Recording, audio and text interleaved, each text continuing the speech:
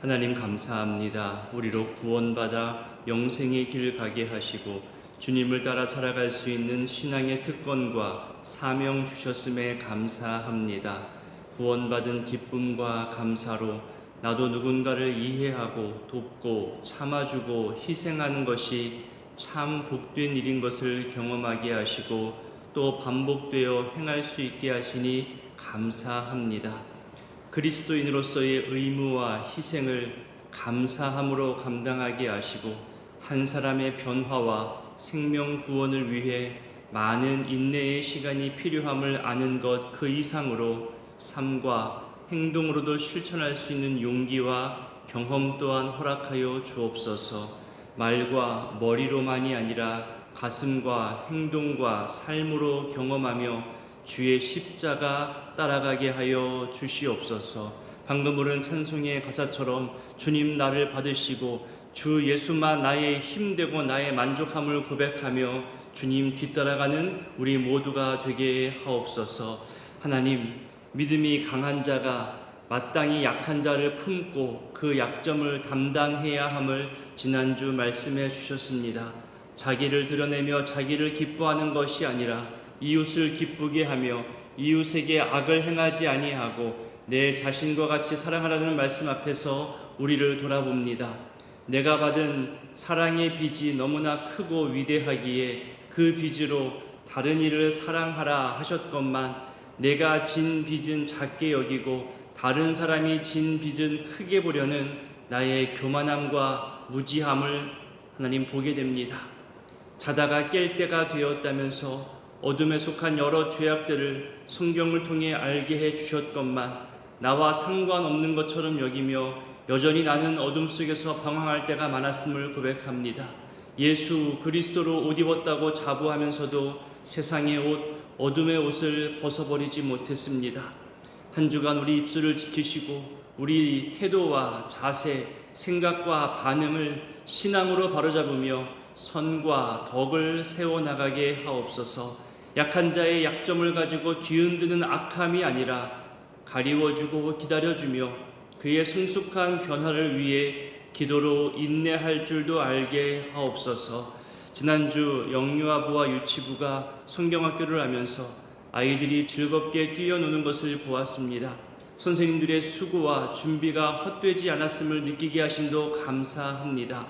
교회에서 함께 신앙생활하며 자라는 것이 즐겁게 하시고 그렇게 자녀 세대들에게 올바름을 보여주고 그들이 성장해 나가는 것을 보면서 모두가 함께 즐거워하고 함께 키워나가는 거룩한 신앙 공동체 되게 하옵소서.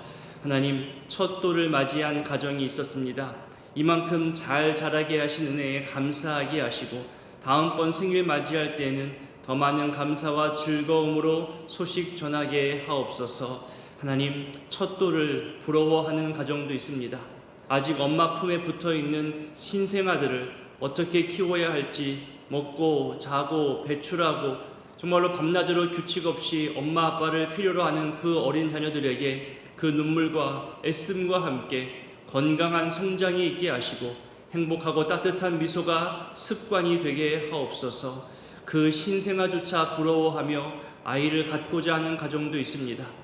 자연 임신을 기다리는 가정들, 시험관으로 생명은 얻었지만 여전히 불안해하며 긴장하는 가정, 몇 번의 유산과 실패의 경험으로 두려움이 앞서는 가정들, 하나님, 정말 연약함 가운데 하나님의 도우심을 간구하오니 하나님께서 그 가정들에게 딱 맞는 놀라운 은혜의 선물들을 허락하여 주옵소서. 생명의 신비를 선물로 받으며 건강함으로 키워가는 그 행복함을 모두가 다 누리게 하시고 그 감격과 감사를 잊지 않고 양육해가는 신앙의 부모들 되게 하옵소서. 병든 몸과 지친 마음으로도 힘들어하는 우리 성도님들도 있사오니 그들에게 평강을 주시고 악화되지 않도록 붙잡아 주시며 치료받는 모든 시간과 과정을 통해 점차 회복되어지는 놀라운 치유의 은혜 또한 허락하여 주시옵소서. 이 새벽에도 주님께 감사함으로 또 간절함으로 드리는 모든 일천분제와 감사의 예물들 주님 흠향하여 주시고 이들에게 꼭 맞는 은혜로 응답하여 주시옵소서. 이제 말씀 앞으로 나아가고자 하오니 성령 하나님 함께하여 주시기를 소원하옵고 예수님의 이름으로 기도드립니다. 아멘. 오늘 말씀은 고린도전서 1장입니다. 오늘부터 고린도전서를 시작합니다. 우리가 사람에 대해서 늘 조심하고 주의할 것, 그러면서도 동시에 기대를 놓지 말아야 할 것 중에 하나가 한 사람의 변화입니다. 당연히 변한 줄 알고 기대했는데 내가 생각한 만큼 상대방이 변하지 않아서 오히려 오해와 다툼이 되는 경우도 있지요. 또 반대로 안 변한 줄 알았는데 상당히 변하고 성숙해서 오히려 놀라기도 하고 부끄러워지기도 하는 그런 경우도 있습니다. 부모 자녀 사이에, 오래된 친구들이나 직장 동료들 사이에 자주 보는 모습이기도 하죠. 교회 안에서 사람을 대할 때에도 비슷한 경우가 생깁니다. 교회에 다닌다고, 직분이 있다고, 봉사한다고 해서 그 한 사람이 저절로 그리스도인의 성숙함에 이르는 것은 아닙니다. 함께 봉사하는 사람들과의 관계에서도 여러 감정과 다양한 상황들과 해결 방법들이 다 다르잖아요. 많은 경우 그리스도인이 되겠다고 신앙생활을 하고 교회를 섬기면서도 그 예절, 말투, 태도, 어떤 사건에 대한, 문제에 대한 반응, 이런 것이 쉽게 내 안에 갖추어지거나 옛 습관으로부터 쉽게 변하지는 않는 것 같습니다. 한 사람이 예수를 알고 교회에서 믿음을 키우며 성장하면서 성숙한 그리스도인이 되어간다는 것은요, 정말 은혜이고 감동입니다. 결코 쉬운 일이 아닙니다. 시간과 함께 자동적으로 되는 것이 아니더라고요. 성령님께서 물론 한 사람을 짧은 시간에 완전히 바꾸어 놓는 그런 특별한 경우도 가끔은 볼 수 있겠지만 대부분은 오랜 시간 인내와 단련, 희생, 양보, 소통, 또 상대방의 입장이 되어보는 끝없는 훈련까지 그런 시간과 상황들이 필요로 합니다. 심지어 불편함도 겪어야 하고 분노의 상황과 이해되지 않는 상황과 마주해야 할 때도 있을 겁니다. 이런 모든 상황들보다 우리가 예상하는 어려움보다 더 안 좋은 상황들이 교회 안에 언제든지 일어날 수 있고 또 분란과 다툼으로 교회 전체가 어려움을 당할 수도 있는 겁니다. 오늘부터 살펴볼 고린도 교회가 그랬습니다. 2000년 전 사람들의 이야기이지만 오늘날에도 다르지 않음을 그런 모습들이 많이 보여질 것이기 때문에 이 고린도 교회를 향한 바울의 권면과 충고, 그리고 애틋한 사랑의 마음이 오늘을 살아가는 우리들에게도 전달되어지고 발견되어지고 또 그리스도인의 성숙함이 무엇일까를 함께 고민할 수 있는 그런 시간들 되었으면 좋겠습니다. 그래서인가요? 고린도전서 초반부터 예수 안에서 거룩해져야 한다는 말, 그리고 성도라고 부르심받는 자들이 어떻게 살아가야 할까, 그리스도의 이름을 부르는 자들은 어떤 모습을 취해야 할까, 거기에 대해서 인사말과 함께 도전을 줍니다. 우리 1절부터 3절까지를 읽어보겠습니다. 하나님의 뜻을 따라 그리스도 예수의 사도로 부르심을 받은 바울과 형제 소수대는 고린도에 있는 성도라 부르심을 받은 자들과 또 각처에서 우리의 주, 그들과 우리의 주 되신 예수 그리스도의 이름을 부르는 모든 자들에게 하나님 우리 아버지와 주 예수 그리스도로부터 은혜와 평강이 있기를 원하노라. 바울은 고린도 교회 사람들과 함께 약 1년 반 정도 목회자로서 그들과 함께 했습니다.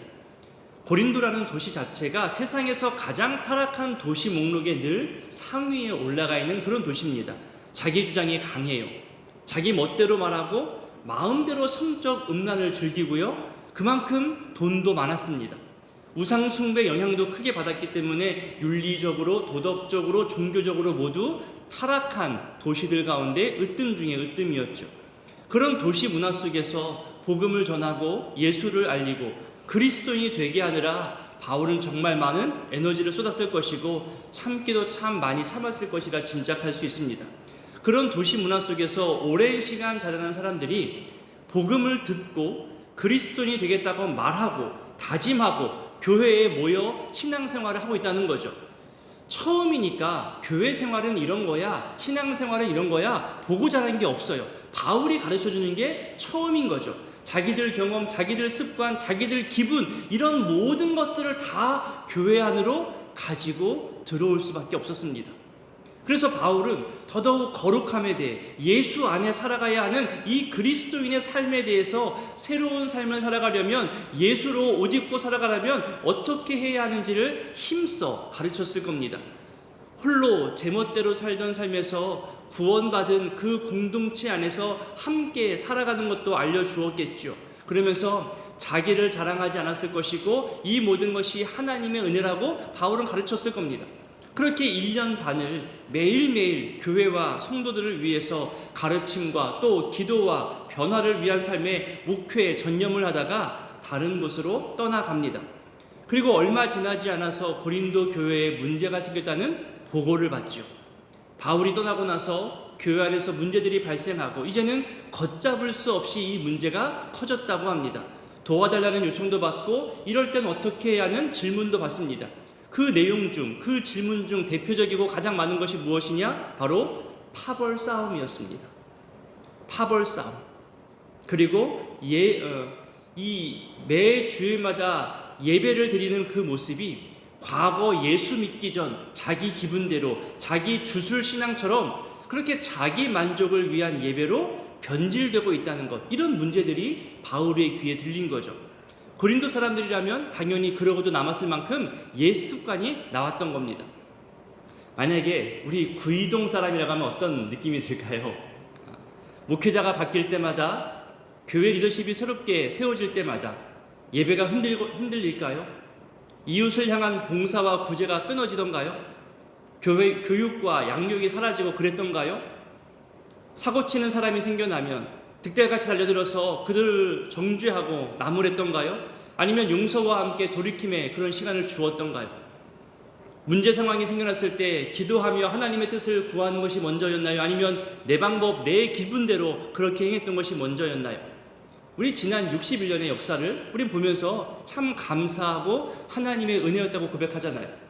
모두가 다 똑같은 마음, 똑같은 입술은 아니었겠지만 함께 기도하며 성령이 하나 되게 하신 이 거룩함을 지키기 위해 인내하기도 했을 것이고, 무언가 더 내놓아서 어려운 이웃들과 다음 세대를 위해서 베풀었을 것이고, 손가락질보다는 함께 그 곁에 서서 사랑하는 마음으로 기다리며 충고하고 또 위로도 했을 것이며, 하나님 말씀 앞에서 순종하기 위해서 그렇게 애쓰고 눈물 흘리며 이 신앙 공동체를 귀히 여기며 지금까지 온 역사가 더 많이 보이고 그렇게 느껴지지 않던가요?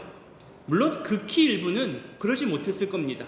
그것이 마치 커다랗게 보이기도 했겠죠. 그들도 오죽 답이 안 보여서 답답했으면 그렇게 삐딱한 말, 분노의 말, 또 불만의 말 하지 않았을까? 그런 생각도 해봅니다. 저마다의 사정을 다 들어보면 다들 이해할 만한 그런 이유들은 가지고 있잖아요. 그 상황을 품는 사람이 있고요, 품으려고 노력하는 사람들이 있고요, 아예 품기 싫어하는 사람들도 있어 왔겠죠. 교회 역사가 오래되고 수많은 어려움들을 이겨냈다고 해서 더 이상 문제가 생겨나지 않는 게 아니잖아요. 여전히 문제 상황은 늘 나타납니다. 하지만 그것을 대하는 태도와 반응은 더 성숙해져 가는 것이, 그것이 교회 역사의 오래된 장점 중에 하나겠죠. 보고 배우는 것이 있고요, 가르쳐 알려주는 것이 있고요, 때론 스스로 회복될 수 있도록 내비둬야 할 때도 있을 것입니다. 바울은 어떤 마음이었을까요? 자신이 그렇게 애쓰고 목회했던 이 교회의 문제점들을 바라보면서 과연 바울은 어떠한 마음이 들었을까요? 바울이 고린도 교회의 다툼과 분쟁 소식을 듣고 고린도 전서를 써서 보내는 건데, 앞에 인사부터가 이 담겨있는 단어 표현들이 거룩함, 부름받은 성도, 예수 이름을 부르는 자들, 그렇게 그가 가르치고 강조했던 그런 내용들로 인사말로 전하고 있습니다. 그리고 주변 교회들도 읽을 것을 예상하면서 다양한 부르심으로 모인 교회와 그리스도인들까지 염두에 두고 이 인사말을 써 내려가고 있는 것을 느낄 수 있습니다. 그래서 우상 숭배나 사람들의 기분대로 생겨난 교회가 아닌, 읽다 보니까 하나님의 교회다, 하나님이 세운 교회다, 하나님이 우리를 만나게 했다, 이런 느낌의 표현들이 더 많이 나옵니다. 그리고 이어지는 그 다음 인사말을 볼까요? 우리 4절부터 7절까지를 읽어보겠습니다. 그리스도 예수 안에서 너희에게 주신 하나님의 은혜로 말미암아 내가 너희를 위하여 항상 하나님께 감사하노니 이는 너희가 그 안에서 모든 일 곧 모든 언변과 모든 지식의 풍족함으로 그리스도의 증거가 너희 중에 견고하게 되어 너희가 모든 은사에 부족함이 없이 우리 주 예수 그리스도의 나타나심을 기다림이라. 4절 끝부분에 보니까 고린도 교회 교인들을 향해서 하나님께 감사하다 말하면서 그 이유를 5절부터 말하죠. 먼저 너희들이 언변과 지식에 풍족하다고 말합니다. 실제로 여러분, 자기 멋대로 살아가는 사람들은요, 다 자기 주장이 강하고 말싸움도 잘합니다. 고린도 지역 사람들도 그렇게 서로 말싸움하는 데 익숙했고 이기기 위해서 말도 잘했습니다. 자기 주장을 펼치기 위해 나름대로 지식도 갖추어서 활용했지요. 우상숭배 철학도 한몫했을 겁니다. 항구에 있는 무역도시다 보니까 다른 지역의 소식도 더 활발하게 들렸을 것이고요. 이것을 전달해주는 수사학이 뭐냐 하면 다른 사람을 이해시키고 설득시키고 논쟁하는 언어 표현 능력이거든요. 이 수사학이 한마디로 말솜씨겠죠. 그런 말솜씨겠죠. 이것이 훨씬 더 뛰어날 수밖에 없었던 그런 도시 문화였습니다. 그래야 살아남을 수 있었으니까요. 그런 고린도 사람들이 예수님에 대한 이야기, 이 복음을 듣고 그 복음을 받아들이고 이해하고 자기들의 그런 말솜씨로 표현하고 증거하며 그것이 바로 언변과 지식에 풍족하다는 그런 의미들입니다. 그렇게 말로만 그런 것이라 할지라도 마음으로 믿고 입으로 시인하는 것에 대해서 중요하게 생각하는 바울로서는 고린도 교회 사람들의 그런 복음에 대한 생각과 이해, 받아들임, 그리고 말로 표현할 수 있는 그 지식들, 이것만으로도 대단하다고 여겼던 거죠. 감사함으로 받았을 것입니다. 또한 사모하는 사람들에게 여러 가지 성령의 은사를 주었음을 7절에서 말하고 있습니다. 그렇게 고린도 교회를 생각하면서 바울은 하나님께 감사하고 있음을 고린도 교회들과 함께 나누었던 것을 회상하면서 서신서 초반부터 감사를 말하고 있습니다. 이제 인사말이 끝나지요. 본격적인 이야기가 시작됩니다. 앞서 설명드린 대로 파벌 싸움, 이 당파 싸움, 분열과 분쟁에 대한 것이 가장 큰 문제였던 것 같습니다.